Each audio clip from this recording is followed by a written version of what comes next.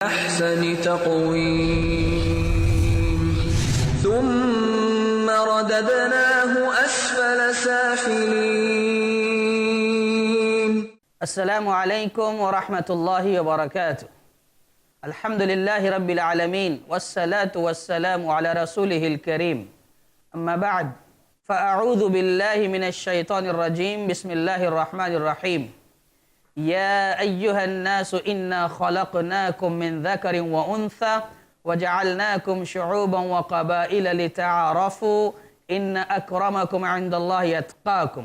وقال النبي صلى الله عليه وسلم إن الله تعالى يرفع بهذا الكتاب أقواما ويضع به آخرين. ناظرین گرامی، ہم نے آپ کے سامنے جو آیت پڑھی یہ وہ آیت ہے جو ہم تقریباً ہر نشست میں آپ کے سامنے پڑھنے کی کوشش کر رہے ہیں، صرف اس لیے کہ یہ بتانا مقصود اور مطلوب ہے کہ سارے انسان آدم کی اولاد ہیں، اور آدم علیہ السلام کو اللہ تبارک و تعالی نے مٹی سے پیدا کیا، اپنے ہاتھوں سے بنایا، پھر ان کی بیوی کو پیدا فرمایا، پھر میاں بیوی سے اللہ تعالیٰ نے دنیا کے سارے انسانوں کو پھیلایا۔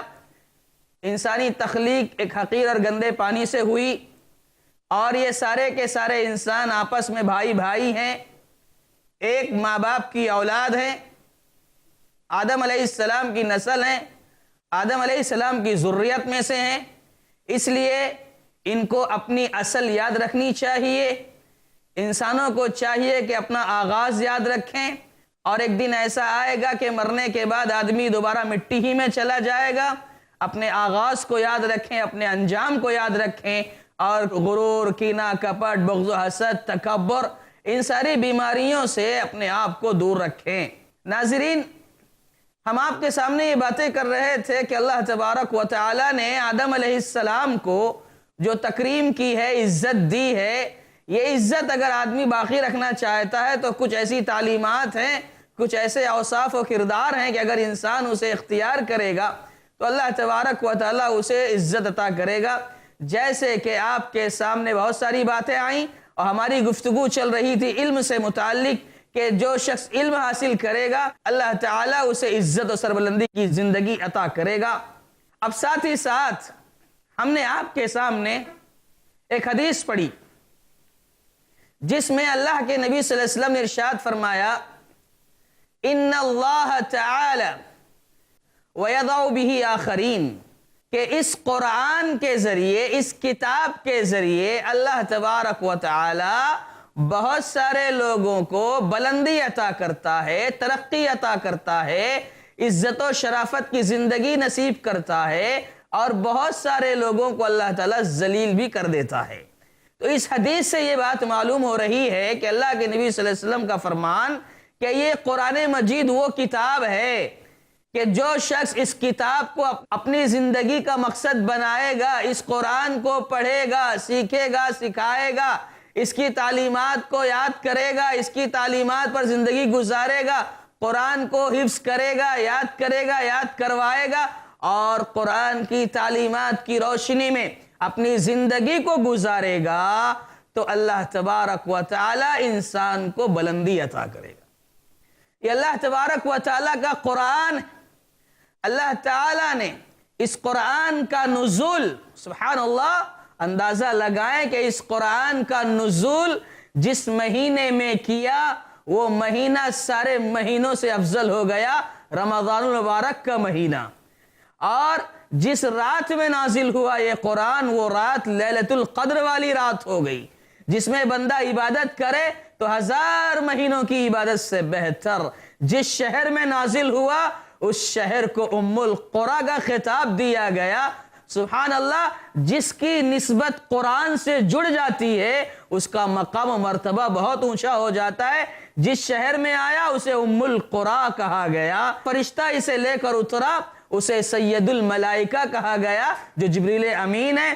جس نبی پر نازل ہوا اس نبی کریم صلی اللہ علیہ وسلم کو سید الانبیاء کا خطاب دیا گیا، اور جس امت پر نازل کیا گیا اس امت کو خیر امت کہا گیا۔ آپ اندازہ لگائیں، سوچیں کہ قرآن سے جس کا رشتہ جڑ گیا اس کی بلندی، اس کی عزت، اس کی رفعت کے کیا کہنے۔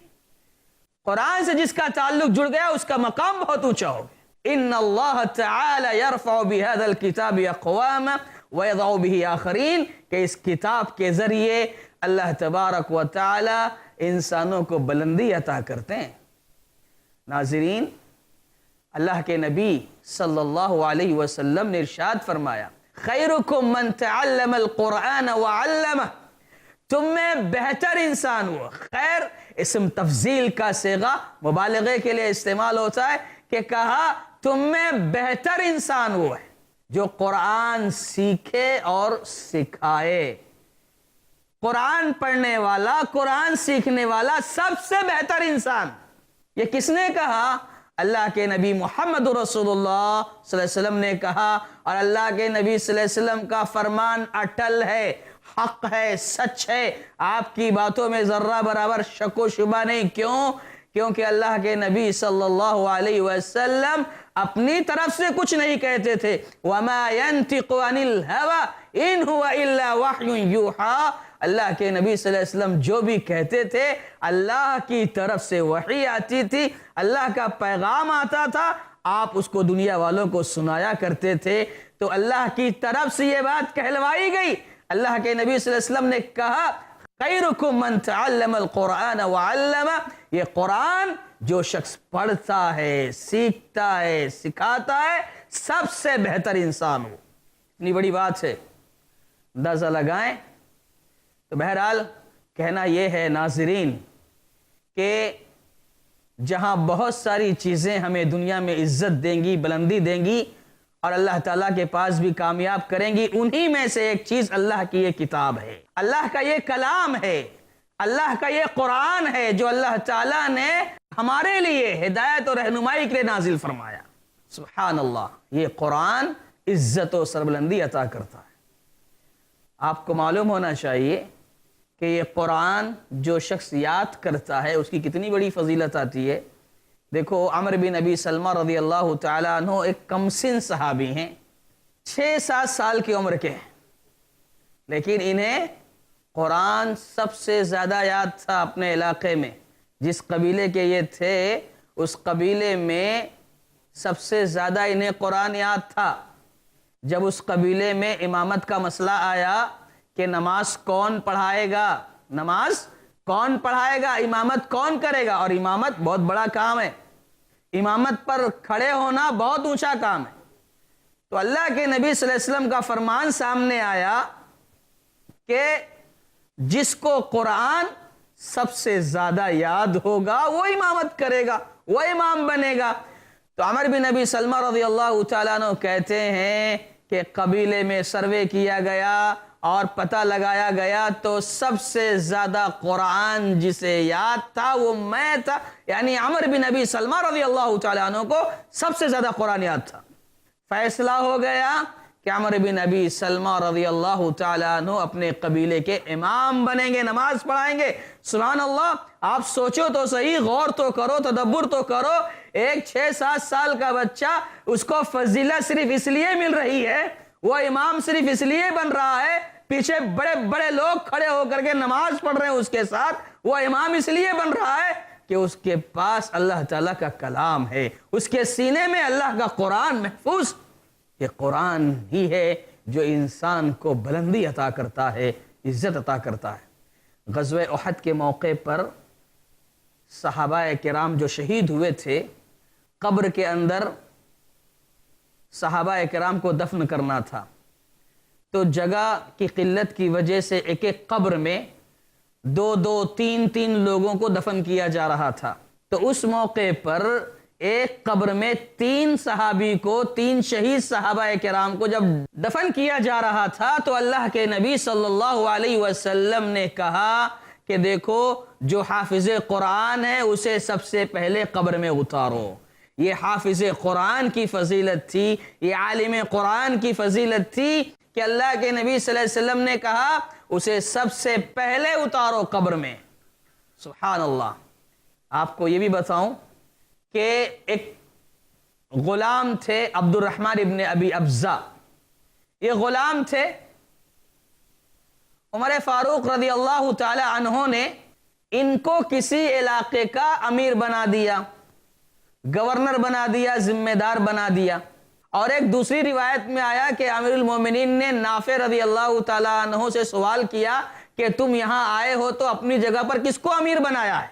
دو طرح کی باتیں آئی ہیں، تو دونوں باتوں میں خلاصہ کلام یہ ہے کہ عبد الرحمن ابن ابی ابزہ کو جو غلام تھے انہیں جو ہے امیر بنا دیا گیا، ذمہ دار بنا دیا گیا۔ پوچھا گیا کیوں؟ لوگوں نے سوال کیا کہ عبد الرحمن ابن ابی ابزہ کو کیوں امیر بنایا بھائی، کیوں ذمہ دار بنایا؟ وہ تو ایک غلام ہے، سماج کے سب سے کمزور طبقے سے ہیں، ان کا کوئی حسب و نسب نہیں ہے، غلام ہے وہ۔ ایک غلام کو امارت، ایک غلام کو صدر بنا دینا، ایک غلام کو ذمہ دار بنا دینا۔ لوگوں کو اعتراض ہوا، سوالات ہونے لگے، تو جواب آیا کہ عبد الرحمن ابن ابی ابزہ کو اس لیے امیر بنایا گیا ہے، کیوں؟ اس لیے کہ وہ اللہ کا کلام پڑھتے ہیں، قرآن کے عالم ہیں، وہ قرآن کے حافظ ہیں وہ، اور اسی طریقے سے میراث کا، فرائض کا بھی علم ان کے پاس ہے، تو قرآن کا علم ہونے کی وجہ سے ان کو امیر بنایا گیا۔ تو پتہ چلا کہ امارت اس کو ملتی ہے جو قرآن کا عالم ہوتا ہے، قرآن کا حافظ ہوتا ہے، اور یہی وجہ ہے کہ عمر فاروق رضی اللہ تعالیٰ عنہ کی جو خلافت گزری ہے، آج انصاف پسند غیر مسلم اقوام اس بات کا اعتراف کرتی ہے کہ اگر حکومت قائم کرنی ہو تو عمر فاروق جیسی کرو۔ عمر فاروق کا انصاف، سبحان اللہ، شاعر نے کہا عدل کس کو کہتے ہیں، انصاف کس کا نام ہے؟ سچ تو یہ ہے کہ عمر فاروق ہی کا نام ہے۔ کیوں مثالی حکومت بنی آپ کی؟ اس لیے کہ آپ کے جو مشیر خاص تھے، آپ کی جو مشاورتی کمیٹی تھی، آپ کی مجلس شورا میں جو لوگ شریک تھے، وہ قرآن کے حافظ تھے، قرآن کے عالم تھے، اس لیے ان کی حکومت ترقی پائی۔ بہرحال ناظرین، اب وقت ہو چکا ہے چھوٹے سے وقفے کا، ہم وقفے کے بعد دوبارہ آپ سے ملاقات کریں گے، کہیں جائیے مت، بات ادھوری ہے، ہمیں مکمل کرنی ہے، انشاءاللہ بہت جلد لوٹیں گے، تب تک کے لیے رخصت چاہتے ہیں۔ السلام علیکم ورحمۃ اللہ وبرکاتہ۔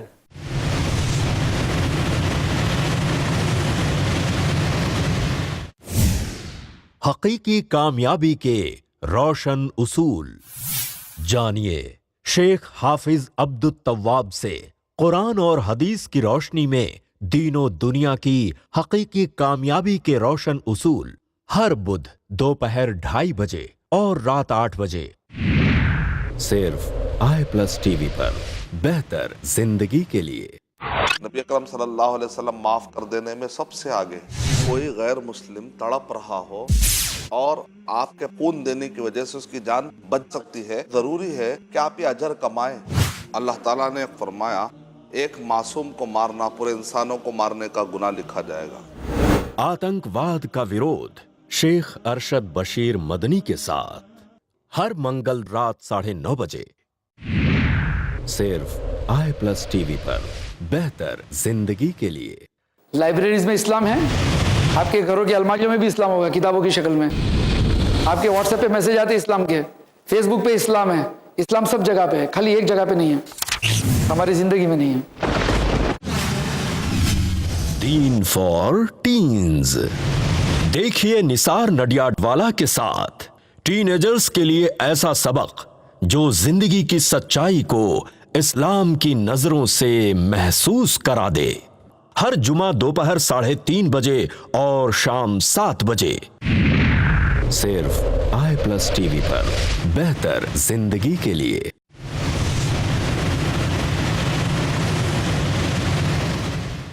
السلام علیکم ورحمۃ اللہ وبرکاتہ۔ ناظرین، ہم وقفے کے بعد پھر سے آپ کی خدمت میں حاضر ہوئے۔ ہماری بات یہ چل رہی تھی، ہم آپ سے یہ گفتگو کر رہے تھے کہ قرآن مجید وہ کتاب ہے جو انسان کو عزت، بلندی، ترقی، شرافت کی زندگی عطا کرتا ہے۔ یہ اللہ کا کلام ہے کہ اس کلام سے جو بھی جڑے گا اس کا مقام بہت اونچا ہو جائے گا. جیسے کہ ہم نے ابھی آپ کے سامنے بات رکھی کہ عمر فاروق رضی اللہ تعالیٰ عنہ کی خلافت مثالی خلافت تھی، مثالی حکومت تھی. انصاف پسند غیر مسلم اقوام، انصاف پسند برادران وطن اس بات کا اعتراف کرتے ہیں، جن کو تاریخ کی معلومات ہے، جنہوں نے پڑھا ہے سمجھا ہے، وہ کہتے ہیں کہ حکومت ہونی چاہیے تو عمر فاروق جیسی ہونی چاہیے. کیوں؟ اس لیے کہ شورا کمیٹی تھی، وہ حفاظ تھے، علماء تھے، قراء تھے. ناظرین گرامی، اس بات کو یاد رکھنا کہ یہ قرآن اللہ تعالیٰ کا وہ کلام ہے، اللہ تعالیٰ کی یہ وہ کتاب ہے کہ اس کی ذمہ داری حفاظت کی اللہ تعالیٰ نے خود لے رکھی ہے. اور سبحان اللہ، یہ وہ کلام ہے کہ جب سے اس دنیا میں آیا ہے، جب سے اللہ کے نبی صلی اللہ علیہ وسلم پر نازل ہوا ہے، اس قرآن میں ذرہ برابر بھی تبدیلی واقع نہیں ہوئی. یہاں تک کہ ایک نقطے کا، ایک الف کا بھی فرق نہیں آیا. یہ اللہ تعالیٰ نے اس قرآن کو محفوظ رکھا ہے. کہا اِنَّا نَحْنُ نَزَّلْنَا الذِّكْرَ وَإِنَّا لَهُ لَحَافِظُونَ، کہ ہم نے ہی اس قرآن کو نازل کیا ہے اور ہم ہی اس کی حفاظت کرنے والے ہیں. حفاظت کی بہت ساری دلیلیں ہیں. سب سے بڑی دلیل تو یہ کہ رسول اللہ صلی اللہ علیہ وسلم کے زمانے سے لے کر آج تک یہ قرآن ہم تک سینہ بسینہ پہنچا ہے. آج آپ دیکھیں گے کہ مسلمانوں کے گھروں میں معصوم ننھے بچے جو 10 سال کے، 12 سال کے، 15 سال کے ہو جاتے ہیں، ان کے سینوں میں قرآن محفوظ ہو جاتا ہے. پورا 30 پارہ قرآن محفوظ. اللہ تعالیٰ نے اسے اتنا آسان بنا دیا ہے کہ یہ قرآن بڑی آسانی کے ساتھ حفظ بھی ہو جاتا ہے، حفظ ہو جاتا ہے. سبحان اللہ. اس لیے اس قرآن کو دیکھو، اللہ تعالیٰ نے اس کی حفاظت سبحان اللہ کیسے کی ہے. یہ تو سینہ بسینہ چلا آیا، اور یہ اللہ کا وہ کلام ہے کہ آج دنیا میں سب سے زیادہ چھپنے والی کتاب یہی قرآن مجید ہے. بیک وقت لاکھوں کی تعداد میں چھپتی ہے. سب سے زیادہ چھپنے والی کوئی کتاب ہے تو یہ قرآن مجید ہے. لیکن یہاں تھوڑا ایک افسوس کے ساتھ مسلمانوں سے کہنا پڑتا ہے کہ یہ کتاب جتنی زیادہ چھپنے والی ہے اتنی ہی زیادہ بغیر سمجھے پڑھی جانے والی کتاب بھی ہے. بڑی مظلوم کتاب بھی ہے یہ، کہ مسلمان اس کو چھپاتے ہیں، اسے اپنے گھروں میں رکھتے تو ہیں، لیکن اس کی تلاوت تو بہت کم لوگ کرتے ہیں. اور تلاوت کرنے والے تو کچھ پائے بھی جائیں گے، مگر بہت سارے لوگ ایسے ہیں، بلکہ کوئی آپ کو ایسا نظر نہیں آئے گا الا ماشاءاللہ جو قرآن کو سمجھ کر پڑھنے کی کوشش کرے گا. بہت افسوس کا مقام ہے، اور ہم سب کے لیے بہت بڑی عبرت کی بات ہے کہ اللہ کا کلام سب سے زیادہ چھپنے والی کتاب، لیکن سب سے زیادہ بغیر سمجھ کر پڑھنے والی کتاب. ہم دنیا کی دوسری کتابیں، دنیا کی دوسری چیزیں جب پڑھتے ہیں، جب تک سمجھ نہیں لیتے پیچھے نہیں ہٹتے، سمجھ کر پڑھتے ہیں، مفہوم نکالتے ہیں، مطلب سمجھتے ہیں، تب آگے بڑھتے ہیں. لیکن افسوس یہ قرآن ایک ایسی مظلوم کتاب بن گئی ہے کہ مسلمان بھی اس کو پڑھ رہا ہے لیکن بغیر سمجھے ہوئے پڑھ رہا ہے. اللہ تعالی ہم سب کو قرآن مجید سمجھ کر پڑھنے کی توفیق عطا فرمائے. آمین. ناظرین گرامی، مجھے کہنا یہ ہے کہ یہ قرآن جس کی حفاظت اللہ تعالیٰ نے کی ہے، سینہ بسینہ چلتا چلا آیا. اور میں ایک قدم آگے بڑھ کر کے ایک بات یہ بھی کہنا چاہ رہا ہوں کہ یہ قرآن رسم الخط کے اعتبار سے، کتابت کے اعتبار سے، لکھاوٹ کے اعتبار سے بھی محفوظ ہے. اس میں کسی چیز کی کوئی تبدیلی واقع نہیں ہوئی. اس کی دلیل آپ کو دیتا ہوں کہ لفظ شیئن آپ غور سے سنیں اور اپنے گھر میں قرآن اٹھائیں اور اسے چیک کریں. آپ کو اندازہ ہوگا کہ اللہ تعالیٰ نے اس کی کیسی حفاظت کی ہے. اور میں آپ کو یہ بتانا چاہ رہا ہوں کہ ایک بڑی مشہور کتاب، بہت بڑی شخصیت شیخ اقبال کیلانی کی جو کتابیں آئی ہیں، جو ان کتابوں کا سیٹ ہے، اس میں ایک کتاب تعلیمات قرآن مجید، اس میں انہوں نے بڑی تفصیل کے ساتھ رسم الخط کے اعتبار سے قرآن جس طرح محفوظ ہے اس کی کئی مثالیں دی ہیں.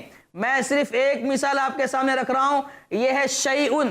شیئن کا جو لفظ قرآن مجید میں استعمال ہوا تقریباً 200 سے زائد مرتبہ استعمال ہوا، اور وہ لکھا کیسے جاتا ہے؟ شین یا لکھا جاتا ہے، آخر میں حمزہ رکھتے ہیں، شین یا کے ساتھ لکھا جاتا ہے شیئن، جس کے معنی ہوتے ہیں چیز، اور یہ قرآن مجید میں تقریباً 200 سے زائد مرتبہ استعمال ہوا ہے، اور ایسا ہی ہر جگہ لکھا گیا ہے۔ کیسا؟